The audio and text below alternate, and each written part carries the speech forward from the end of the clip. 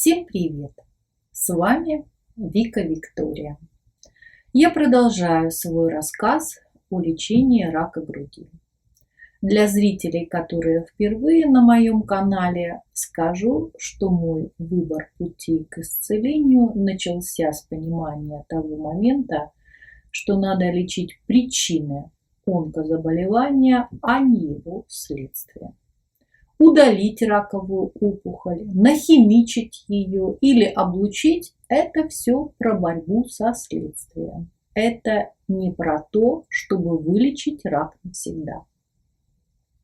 Я ищу научные методы лечения, которые задвинуты по разным причинам, и о них мало известно. Сегодня я расскажу о методе Кочугина. Хотя правильнее его называть все же метод Кочугиных. В международных научных каталогах он известен под названием семикарбазид-кадмиевая терапия. В 2019 году, когда мне был поставлен диагноз инвазивный рак протоков Г2, я в растрепанных чувствах и почти простившись с жизнью сутками сидела в интернете, чтобы в его глубинах найти другие методы лечения рака. Это хоть как-то меня поддерживало и утешало. На ютубе мне попалось видео господина почтенного возраста, одним словом деда, как он себя называет. На фоне теперь экзотического деревенского окна он, без очков, между прочим, читал публикацию из журнала о Кочугине и его методе лечения рака. С большим интересом я пересмотрела это видео. Восприятие мной информации сейчас совсем другое. Наверное, теперь я стрелянный воробей, а не дрожащий от страха, мало знающий о раке зайчик. Статьи дед читает не из медицинских журналов. Один имеет название «Рационализатор и изобретатель», 1971 год. Другой «Техника молодежи», 1997. Я стала искать дополнительную информацию и выяснила, кем был Анатолий Трофимович Кочугин и как сложилась его судьба. В открытых источниках есть сведения, что он потомок аристократов Голицыных, по образованию врач и биохимик, из семьи железнодорожного служащего. Был репрессирован в 30-е годы во время кампании борьбы в СССР с врагами народа. Провел 7 лет в лагере в местах не столь отдаленных. Когда он вернулся, а было это перед войной, никто его не ждал. За время отсутствия Кочугина жена и дочь умерли от туберкулеза. Поэтому его интерес к противотуберкулезным препаратам имел персональную причину. Но в медицину он вернется только после войны. Анатолий Трофимович – автор множества военных и гражданских изобретений. С большим удивлением я обнаружила, почему нам об этом не рассказывали на уроках истории в школе, что Кочугин является создателем коктейля Молотова. Того самого, которым наши бойцы забрасывали фашистские танки под Москвой. А еще он создал так называемое партизанское мыло для подрывных работ в тылу врага. Кочугин изобрел особую взрывчатку в виде мыла. Она не вызывала никакого подозрения при обыске. Ее нельзя было обнаружить металлоискателем. Прикрепленная под днище паровозов и вагонов, она воспламенялась при встрече с потоком воздуха. Это изобретение становится достойной заменой магнитным минам. Примечательно, что производство такой хитроумной взрывчатки семья Кочугиных наладила в собственной московской квартире. Погружаясь в тему причин онкологии, я все больше убеждаюсь, что у рака и туберкулеза какие-то особые отношения. Можно даже сказать, высокие. Именно работая над препаратами против туберкулеза, Кочугин и открыл свой метод семикарбазид-кадмиевой терапии. В 1948 году он предложил семикарбазид для лечения рака. Кочугин обратил внимание на то, что раковые опухоли быстро накапливают радиоактивность. Это, по его мнению, является дополнительным стимулятором их роста. Ученый впервые предложил использовать медикаменты, вторгающиеся в радиобиологические процессы раковых опухолей, но сами не являющимися радиоактивными. Кочугин считал, что рак – это не локальное заболевание, а болезнь всего организма. Лечить нужно самого человека, а не только его опухоль. По его мнению, требуется сбалансированная система лечения, а не одно лекарство, убивающее раковые клетки. Поэтому он стал разрабатывать комплексный подход.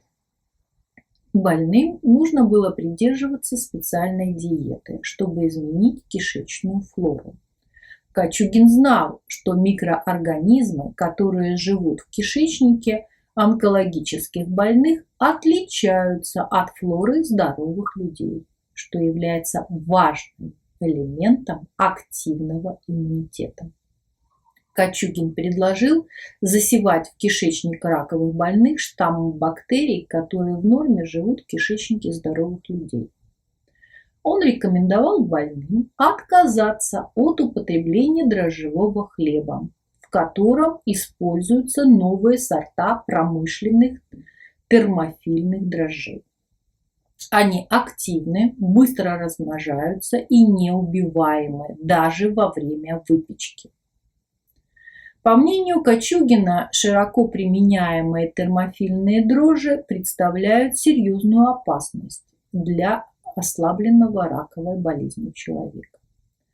Надежно работающая система лечения была готова только к середине 50-х годов. Безнадежные больные успешно излечивались новой методикой.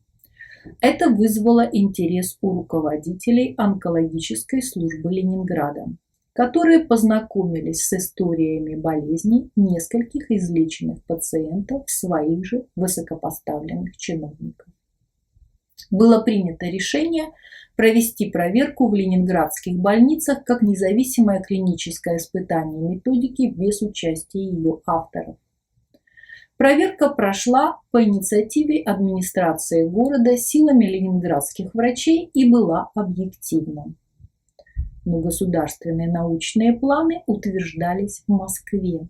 И кто-то сильно занервничал, видимо, беспокоясь за свой кремлевский паёк.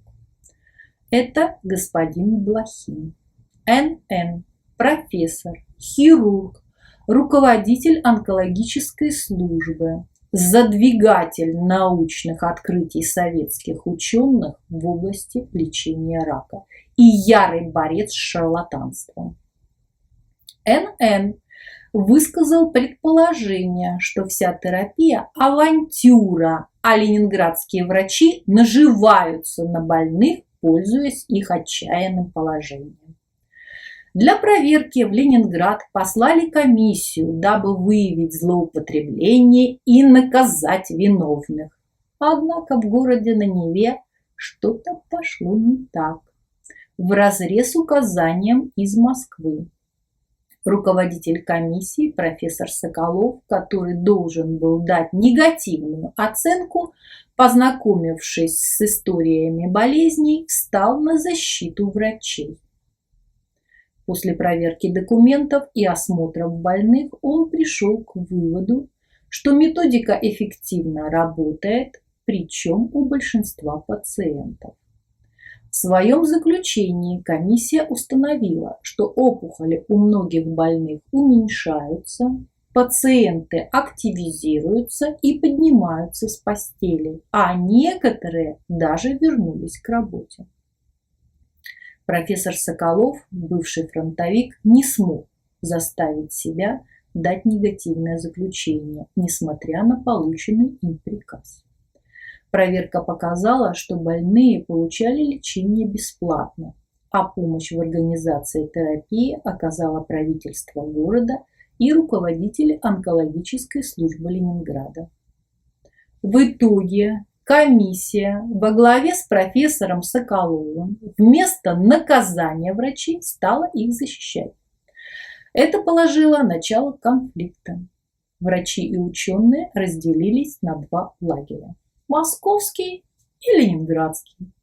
Руководители здравоохранения входили, конечно, в московский. На этом я сделаю паузу и прерву свой рассказ, который обязательно продолжу в следующем видео. Спасибо, что вы были со мной. Благодарю за ту поддержку, которую вы оказываете мне. Сил снимать видео у меня не так много. И в тот момент, когда я решаю, что сниму еще только одно и поставлю весь этот проект на паузу, кто-то из зрителей пишет такой комментарий, что ты понимаешь, нельзя обмануть доверие тех, кто с тобой. На этом прощаюсь. С вами была Вика Виктория.